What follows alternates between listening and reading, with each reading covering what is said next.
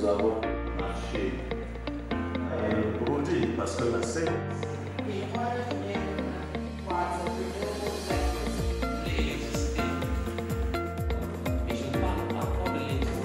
Merci une fois de plus, Excellences, Messieurs les ministres de la sous-région. The first thing that we need to know is what's the demand of each one of the country, meaning what do they need the energy for? We could be a small country like Equatorial Guinea and we can say our main need for energy is for electricity. But then there could be other countries that can say that our main need for energy is industrialization because they have or food processing. So once we know the demand and we know the growth of demand, that's what we can do. So what we will do with this forum is periodically we'll be able to sit down and meet and being able to discuss in a way what we need regarding power. L'énergie dans le monde s'est désormais imposée comme un pouvoir.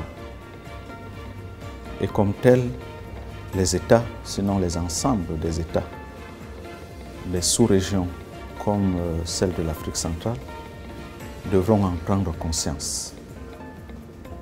Parce que demain, qui contrôlera l'énergie dirigera le monde. N'oublions pas déjà que, avec ce CABEF que nous venons d'avoir ce matin, nous avions la signature, n'est-ce pas, d'un accord cadre. Un accord cadre, n'est-ce pas, qui pose les bases sur une étude régionale, n'est-ce pas, en vue de déterminer les marchés, en vue de déterminer les potentialités. Et ceci, c'est la première clé de voûte dans la décision.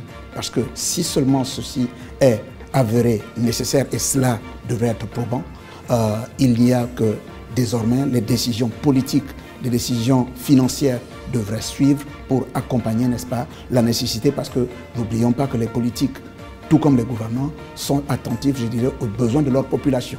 Vraiment, pour moi, cette initiative, au-delà de ça, va découler beaucoup de choses. Et je crois fermement qu'avec la volonté des uns et des autres que je vois ici, si nous continuons dans cette lancée, ça fera une très grande différence ici.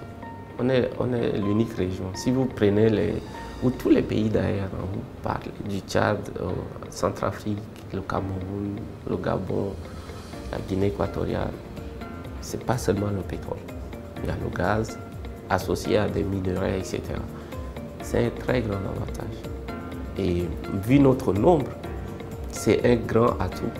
Et on pouvait très facilement même faire venir les travailleurs d'autres régions pour travailler dans notre zone, si nous nous mettons à développer vraiment à fond le potentiel qu'on a. Et je le remercie infiniment et les organisateurs.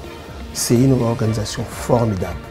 L'accueil est à la hauteur et les thèmes, les dispositions pratiques, tout est formidable.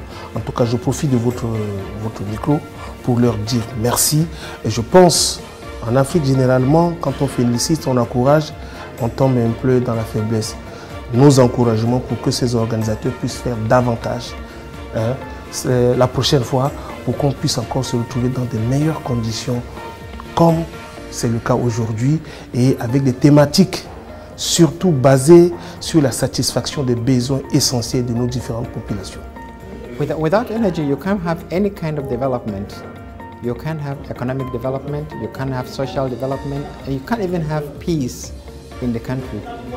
So, when you have energy, the industries work.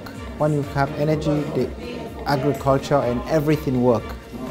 Hospitals work, education work. So, without energy, you can't move. And really, central to any progress of mankind is energy.